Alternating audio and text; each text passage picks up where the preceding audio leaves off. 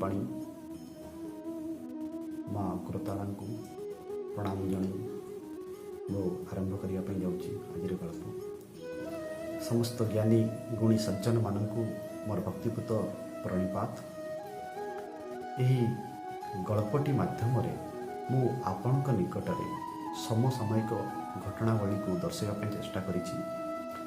आशा करुछि आपण मानक एटा भल लागिबो।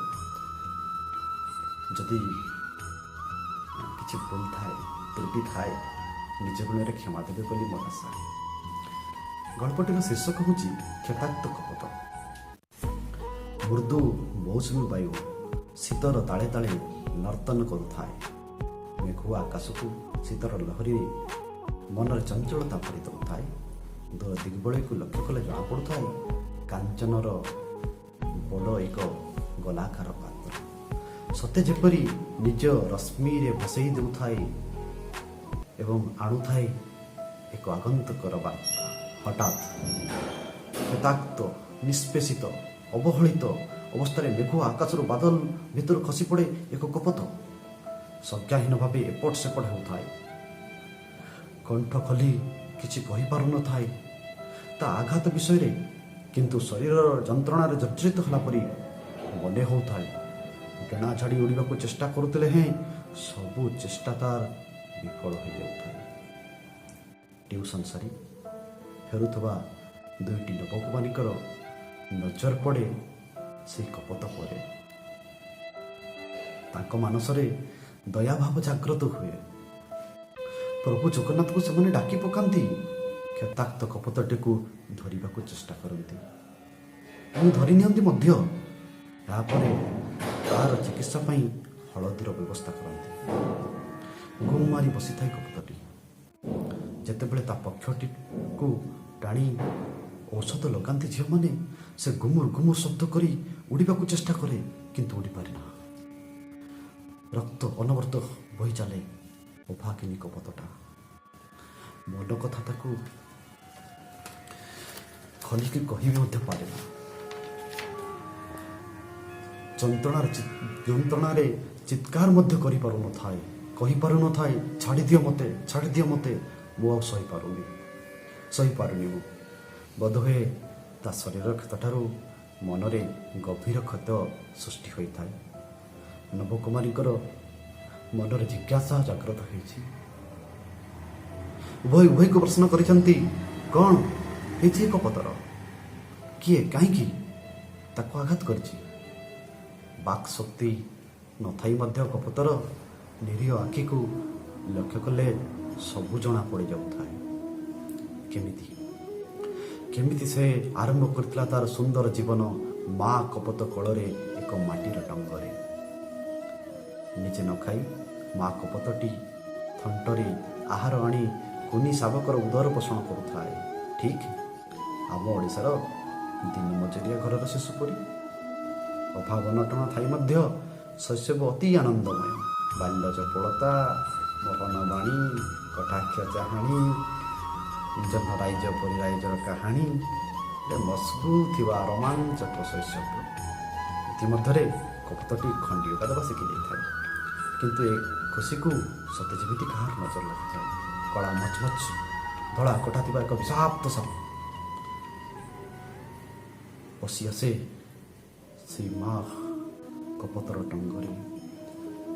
निज जन्म कला शिशु को रक्षा करने को जाई विषाक्त साप सह लड़ाई करे माटी। सते जेपरी रानी लक्ष्मीबाई निज पुष्ट भागरे शिशु को रखी युद्ध क्षेत्र में अवतीर्ण। किंतु भकिला माँ कपतटी केते समय बा ये दानव सह लड़ाई करि पारि थांता।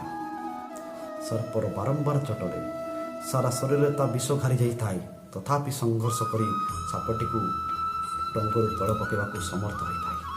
माँ कपतटी शिशु कपतर मथा आउंसी अफेर आबाटर पथिक साची चली जाए। दूर राइज माँ माँ माँ डाक भी ता कान को शुभु न थाए।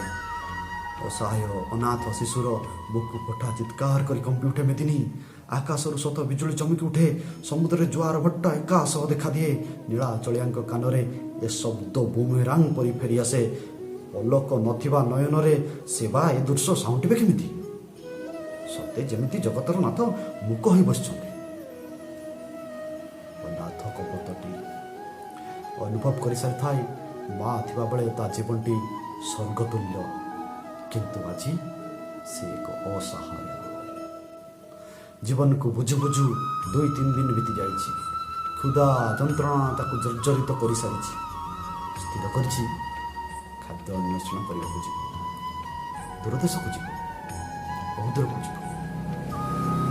ଶୈଶବର ଡେଣା ଛାଡ଼ି ଉଡ଼ିଛି ଏବଂ ଯୌବନରେ ପାଦ ଦେଇଛି।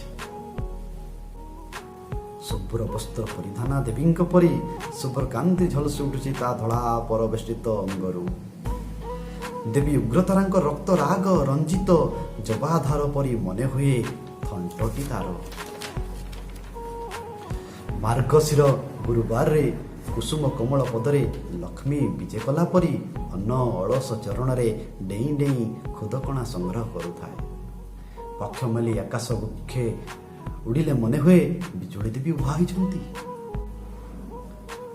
ନଭ ସିନ୍ଧୁରେ ନିଜ ପକ୍ଷକୁ କାତ କରି ପ୍ରତିକୂଳ ବାୟୁକୁ ମଧ୍ୟ ନ ଡରି ଆହୁଲା ପରେ ଆହୁଲା ମାରି ଆଗକୁ ଯାଉଥାଏ।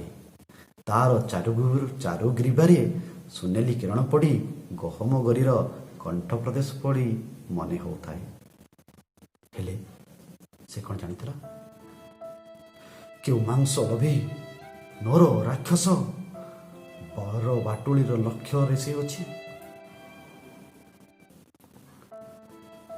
ବାଟୁଳି ବୁଡ଼ି ଯାଇବା ଯେ ତା କୋମଳ ପକ୍ଷରେ।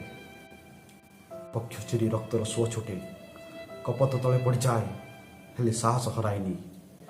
ମାର ସଂଘର୍ଷ କଥା ମନେ ପଡ଼େ ତାର। ଗୋଟିଏ ଡେଣାରେ ଉଡ଼ିବାକୁ ଚେଷ୍ଟା କରେ, କିନ୍ତୁ ଉଡ଼ିପାରେ ନା। ଅଧା ଉଠି ଅଧା ପଡ଼ି ଶିକାରୀ ନଜରରୁ ଖସି ଆସେ।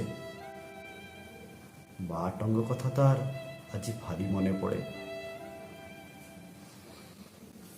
ଅନେକ ରକ୍ତ ବୋହି ଯାଇଥିବାରୁ ଆଉ ଉଡ଼ିପାରେ ନା ସତ, କିନ୍ତୁ ମା ମାଟିର ମମତା, ମାଟଙ୍କର ମହକ ତାକୁ ପ୍ରତ୍ୟାବର୍ତ୍ତନର ଆହ୍ୱାନ ଦିଏ। ପାଦରେ ଚାଲି ଚାଲି ଫେରିବା ବେଳେ ସୁନ୍ଦର ଧଳା ପର ଗୁଡ଼ିକ ରକ୍ତରେ ଭିଜି ନାଲି ହୋଇସାରିଥାଏ।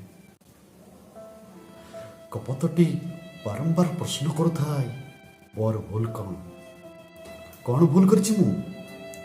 ମୋ ଦରିଦ୍ର ବା ମୋ ଭୁଲ? ଅନାଥ ହେବା ମୋ ଭୁଲ? ନା ଦାନା ପାଇଁ ଦାଦନ ସାଜିଯିବା ମୋ ଭୁଲ? ନା କ'ଣ ମୋ ଏ ଶରୀର ମୋ ପାଇଁ ଭୁଲ? କପୋତଟିର ପ୍ରଶ୍ନର ଉତ୍ତର କାହାରି ପାଖରେ ନାହିଁ। ସମସ୍ତେ ନିଶବ୍ଦ, କେହି ତାର ଉତ୍ତର ଦେଇପାରୁନାହାନ୍ତି। କିନ୍ତୁ ଏପଟେ ନବକୁମାରୀମାନେ ନିଜ ନିଜ ଉତ୍ତର ପାଇସାରିଥାନ୍ତି। ନମସ୍କାର, ଏ ଥିଲା ଆଜିର ଗଳ୍ପ। ଆଶା କରୁଛି ଆପଣମାନଙ୍କୁ ସମସ୍ତଙ୍କୁ ଭଲ ଲାଗିବ। ଜୟ ଜଗନ୍ନାଥ।